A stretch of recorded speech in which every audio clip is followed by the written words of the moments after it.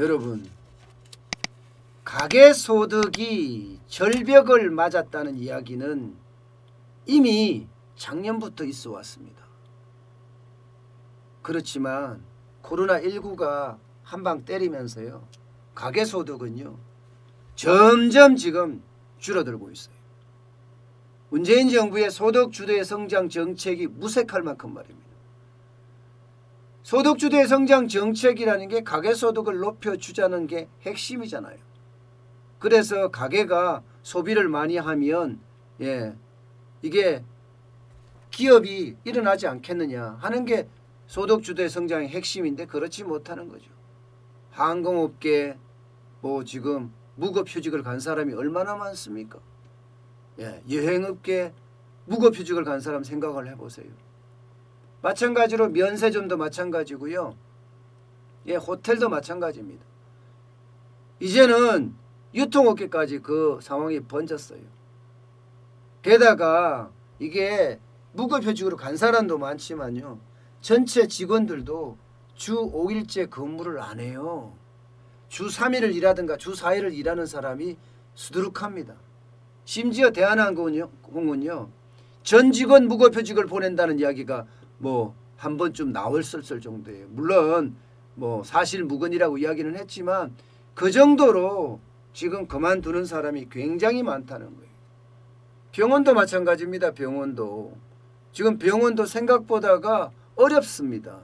치과 같은 데 있잖아요. 이런 데는요, 입을 벌리고 치료를 해야 되는 입장이기 때문에 코로나19가 번지자마자 치과 경영은 굉장히 어려워졌어요. 여러분, 병원이라는 게요, 작은 병원이든 큰 병원이든 대부분 의료 장비를 리스로 쓰잖아요. 리스로. 임대로 쓴단 말입니다. 그러면 한 달에 버는 돈이 충분해야지 이 임대료도 갚고 직원 월급도 주고요, 본인도 가져가고 이렇단 말입니다. 월세도 내고. 그런데 이게 코로나19가 뻥 터지면서 갑자기 치과 환자들이 확 줄어버렸어요. 그러니까 병원은 구조조정을 하는데 간호사를 먼저 조정할 수 없으니까 업무과장들, 업무팀들을 많이 줄였다고요. 그러니까 이들도 집으로 가서 지금 뭘 하고 있겠어요. 결국은 무급휴직을 받긴 받았는데 생활은 해야 되잖아요. 그러니까 은행 빚이 계속 늘어나는 겁니다. 실제 5대 시중은행 이러면 KB국민, 신한, 하나, 우리, 농협이거든요. 여기에 가계신용대출 잔액을 보면요, 116조 5,544억 원입니다. 5월보다가요 1조 8,685억 원이나 늘었어요. 5월보다가 거의 2조가량이 늘었다는 거예요. 지금이 22일이잖아요. 22일이잖아요. 그런데 이 기준은요 17일 기준이거든요. 그러면 지금 이게 최대로 올라갔을 때가 언젠가 하면 3월 달입니다. 3월 달에 2조 2,408억 원이었습니다. 가계 신용대출 늘어난 게 말입니다. 그런데 6월은 지금 절반 조금 더 지났다고 봐야지. 17일 기준이니까요. 그러면 2조가 아니라 지금 이대로 가면 3조가 넘을 가능성도 굉장히 커진 거예요. 그만큼 지금 가계에 위기가 왔다는 이야기입니다. 이게 현실이에요, 여러분. 이게 현실이에요.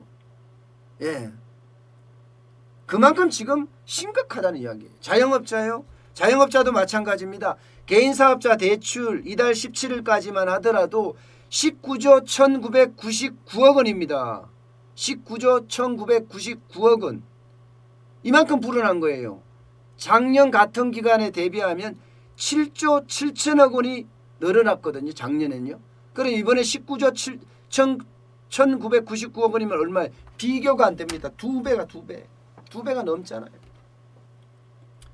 자영업자도 이만큼 어렵다는 이야기예요. 자영업자도. 저는 이런 게 제대로 안 드러난다는 게 진짜 더 안타깝다는 겁니다. 실제로 이런 데이터가 은행의 데이터를 가지고만 볼 수 있는 건데요, 엄청나게 어려워진다는 거 아니에요. 보세요. 자영업자 대출 1조 지금 17일까지 기준이에요. 17일까지가 1조 8,685억 원이면 이게 6월 한 달 동안 가면 3조 가량 늘어날 수 있는 거죠. 최악으로 늘어나는 거예요. 개인사업자 대출도 마찬가지예요. 개인사업자 대출도 5조 1,204억 원 늘어났습니다. 5조 1,204억 원. 그러면 이게요, 여러분, 우리가 생각했던 실물 경제의 충격은 생각했던 것보다가 훨씬 크다. 지금 이렇게 볼 수가 있는 겁니다. 결국 여러분, 지금 가게도 그렇고요, 자영업자도 그렇고요, 버티지 못하니까 은행 빚으로 지금 생활비를 쓰고 있다는 이야기잖아요. 그런데 이게 계속 갈 거냐? 저는 이게 계속 가기가 쉽지 않다. 잘못하면 큰일이 날 수도 있다 하는 생각을 저는 해요. 왜냐고요? 계속 더 늘어날 거니까요. 지난달만 하더라도 제조업에서 일시 휴직자가 11만 7천 명이었습니다. 1년 전에 7만 1,000명보다가 거의 2배, 2배가량 늘어났어요. 1월에서 4월까지 실직자 수가요, 207만 명이 넘어섰습니다. 이 통계를 작성한 이후로 최대치입니다. 최대치. 우리가 알고 있는 지금 뭐 신문이나 인터넷이나 방송에서 이런 내용 안 나오거든요.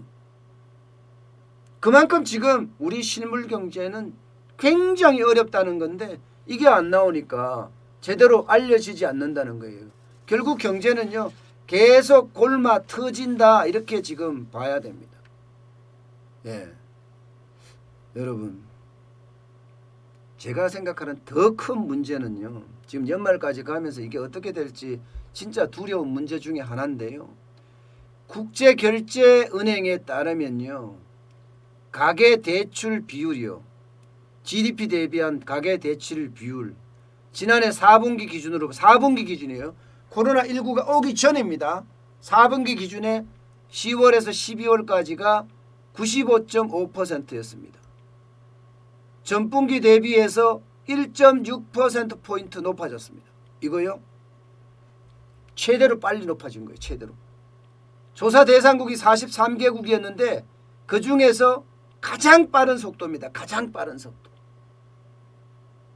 이 말은 코로나19가 지금 덮친 이 시기가 오면 이게 더 빨라졌다는 결과가 생기잖아요.